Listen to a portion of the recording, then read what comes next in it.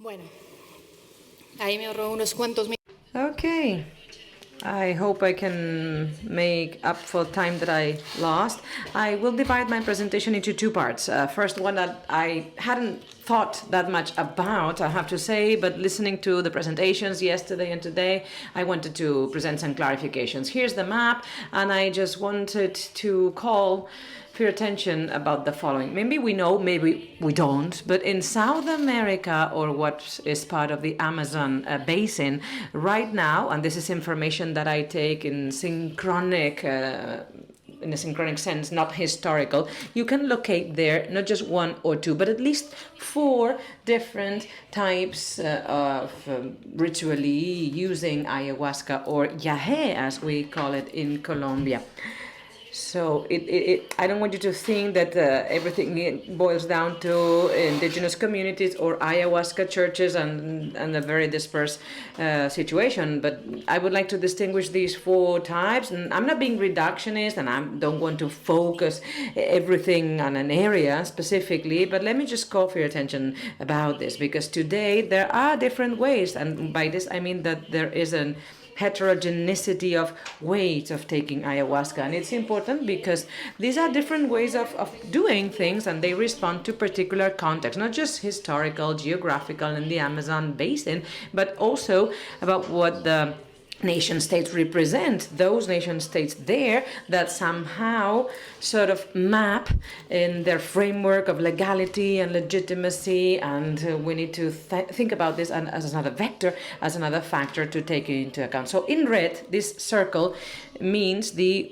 ritualistic ways of using ayahuasca, deeply anchored in the area of Acre, the Brazilian Amazon, and we have the UDV there, Santo Daime, the Varquinha, and then this spreads around the world, of course, but basically that is the way there, a religious use, we should say. The circle in yellow, that means ways of using around Iquitos, very famous case here, also the Peruvian way, so that part in Peru, and well, they have their peculiarities. It's unique in their centers, in their way of doing their diets, the fact that there are lots of shamans or non-shamans, gringos as we call them, there, or also indigenous people that opened their own centers. So different modality compared to the other 2, the ones in Colombia. The one in purple, that circle in purple, that is the universe that's more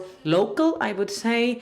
It's a universe that's more traditional, we could say. Wade Davies was speaking about this yesterday. He was talking about this world, the realm of indigenous peoples that somehow stay isolated from the national society because it's, far, and it's difficult to get there, luckily, some people would argue, and they sort of keep their traditional uses. Most of them are indigenous communities belonging to the Tucano, Eastern Tucano language family. It's close to Venezuela, etc., close to the coast, and I want to talk a little bit today about the orange circle, ritual consumption of yaje in the area of Putumayo, because it's very different ways of using ayahuasca, or at least today those practices respond to other ways, simply different to those in Peru or in Brazil.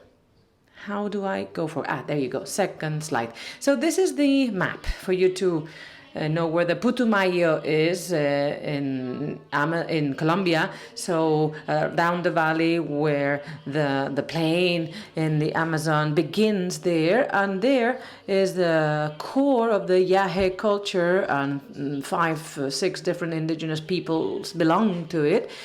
Tucano, Western Tucano, also Quechua, and other groups also belong to it. And just to characterize this, I don't want to focus too much on this, but I wanted to talk to you about the traditional fields and how this works. This local world of Yaje in this specific part in Colombia.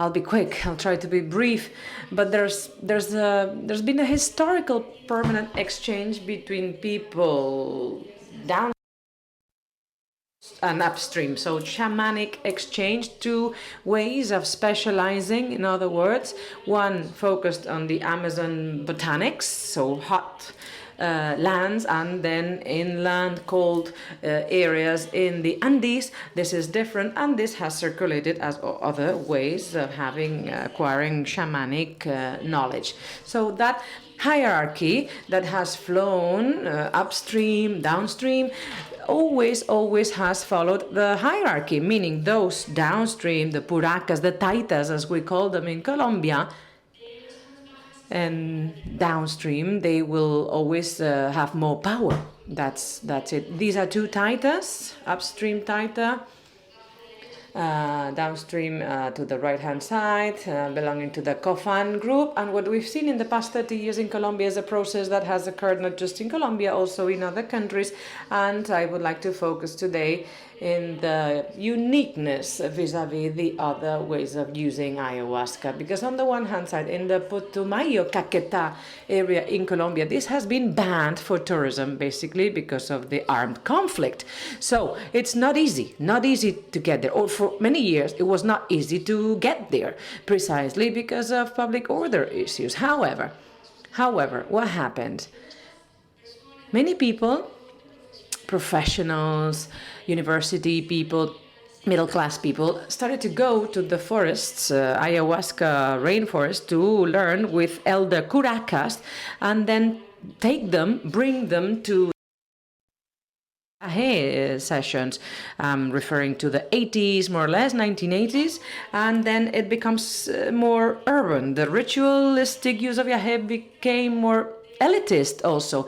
It changed in terms of social class, something that belonged to the folk popular groups, indigenous, it changes suddenly, and it becomes a practice that's widely spread among the urban middle class with a degree in university, and that is a huge transformation. And in the case of Colombia, this has very much to do with a particular social and political context. That's why I was saying that the spatial location, the place, is very important to get to know what happens today and what the future holds for us.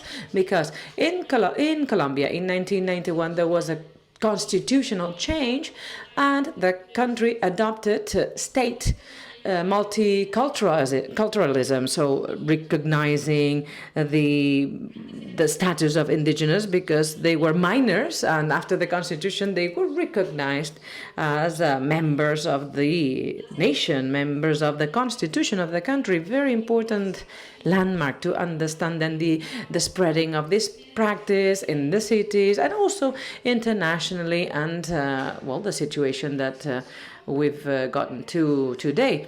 To be very quick, this has caused in the recent past the appearance of an interface. I like to call it an interface of new specialists, because we have the local traditional ones, and I say it in inverted commas, indigenous curacas, as they call it they call them there. These new specialists, new taitas, yaje specialists, they can be non-indigenous, they can be indigenous indeed. And what they've been doing is they've been adapting the traditional ways of using ayahuasca.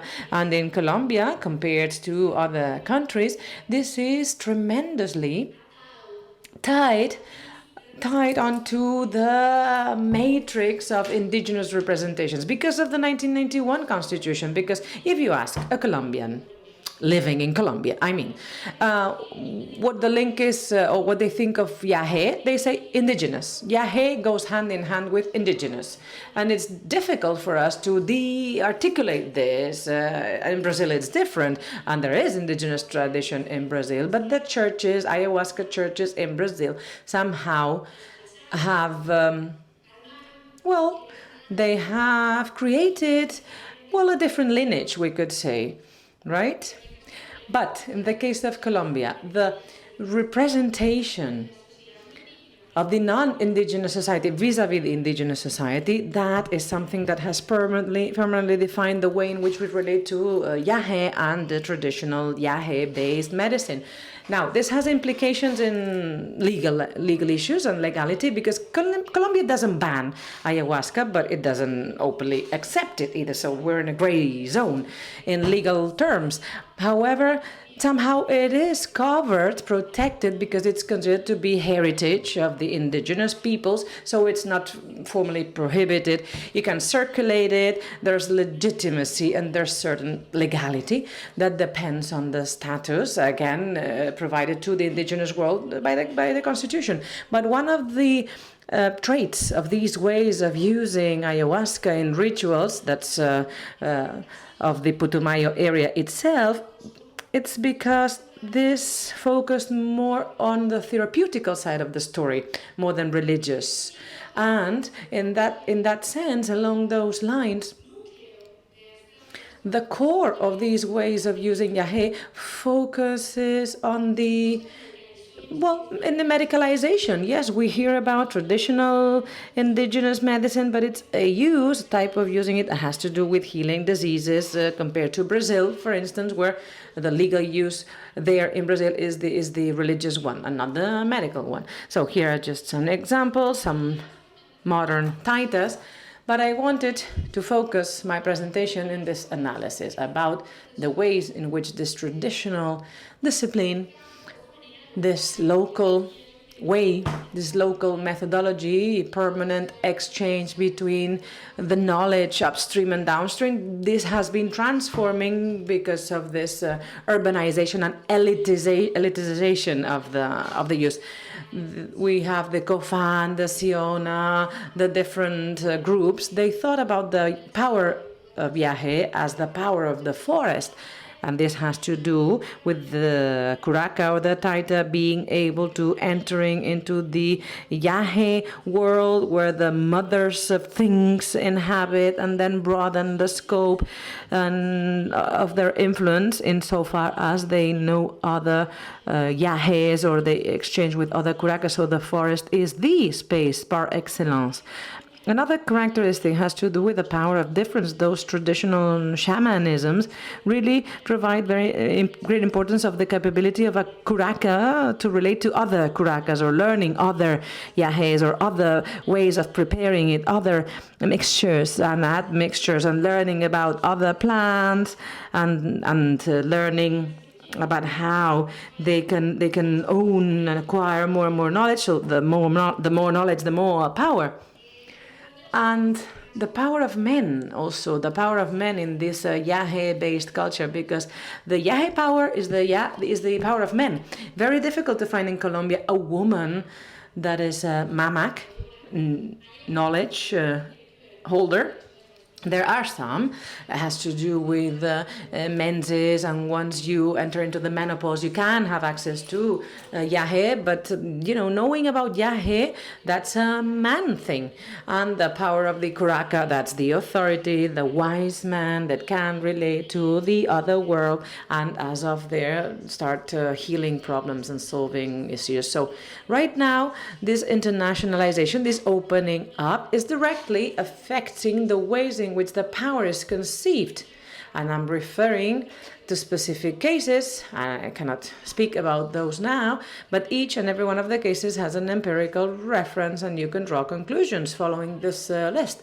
The power of the city. The city, it's shifted, and the city provides the power now. It's the visibility of the curaca in an urban environment. And if there's an international audience there, even better. And if they're invited to go to North America and Europe, well, even better. And this power becomes more and more concentrated, not in the rainforests anymore, but in the city. The power of difference, as I said before, this has to do with how the power is transferred from a curaca to his lineage. Generally speaking, it had to be running in the blood, but or also with training, master training, an acolyte, and after years and even decades, that person starts to become a taita or a curaca. So the power of difference is reduced today with the power of indianity. And Carlos Suarez, we heard him speak before. He said that the stereotypes about Indianity are imposing among indigenous themselves, and the feathers, etc. That is having its effects little by little, step by step. The power of men today has transformed a little bit, because this has to do with the reinvention of the rituals that take place in those interface spaces. So it's not just a place for men anymore, but spaces for women have opened up, and there is a general narrative that claims for the power of women, that claims for power of femininity and what's feminine, and well, making men and women sort of equal in this realm of shamanism, and that is also something that's spreading around. And in the power of Curaca, I'm using a question mark there, because in Colombia, at least, we are witnessing a progressive, alarming loss of ways of authority in the practice of this ritualistic use of Yaje.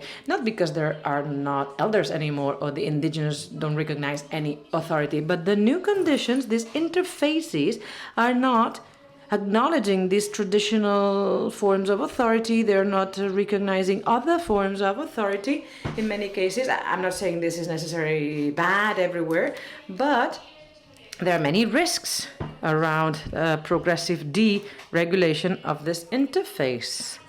And we see that specialists are appearing, specialists in multiple facets. So traditional medic in Yaje, traditional medic, or Ayurveda physician combined together. So it's cross legitimacy. And in the end, since they don't respond to any particular authority, they are given the possibility of doing basically whatever they please. And that is a risk. And we've alerted about that in cases of sexual abuse, for instance. And there was a trial last week, and the person was found guilty.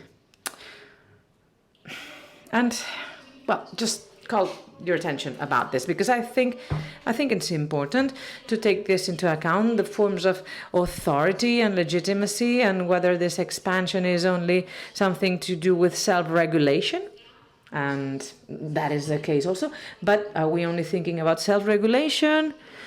Well, maybe vested corporate interests are involved. Who is going to regulate that? And there are some issues here on the table that I think we need to discuss, and we have today and tomorrow still to talk about it. Thank you.